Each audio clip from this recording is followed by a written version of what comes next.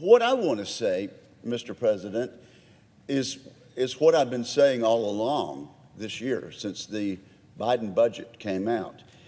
The world is in the most dangerous situation we've seen since World War II.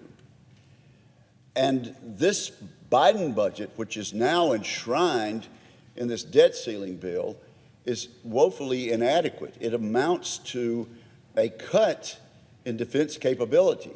It sounds like an increase. You can call it an increase, but inflation is running at 7%. And so we'll have to increase defense spending by that much simply to keep up with what we did last year. And we would have to increase by several billions more in order to give us the capability that we need to prevent war in the Pacific. And so I just have to say that the fact that this is being called a victory by some people on our side of the aisle is absolutely inaccurate. Pundits around the country had called this budget amount inadequate. And now, for some reason, because it's part of an agreement that the Speaker has made, it's being applauded. The numbers don't lie. And I'll tell you this, I'll say this to my friends. We've got 3 or 4 years to get ready for the time when Xi Jinping, the dictator, president for life in communist China, says he wants to be ready for a war against the United States, a war to take over the island of Taiwan.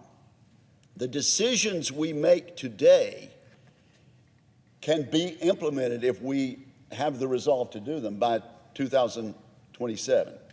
But we need to make those decisions this year. We don't need to put them off next year, and we certainly don't need to say we're going to go with the Biden cuts in readiness and do 1% more next year. That is woefully inadequate.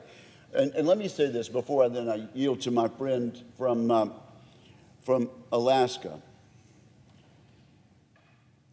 It's easy to hide in the budget. One sentence, and then I'll yield to my friend from Arkansas.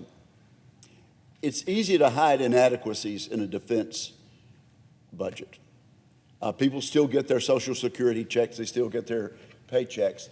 When it comes home to roost for us is when a conflict breaks out. We weren't ready for World War II. And when the flag went up and we were in a war, suddenly we were way, way behind. We were ready under President Reagan, and we had peace under President Reagan.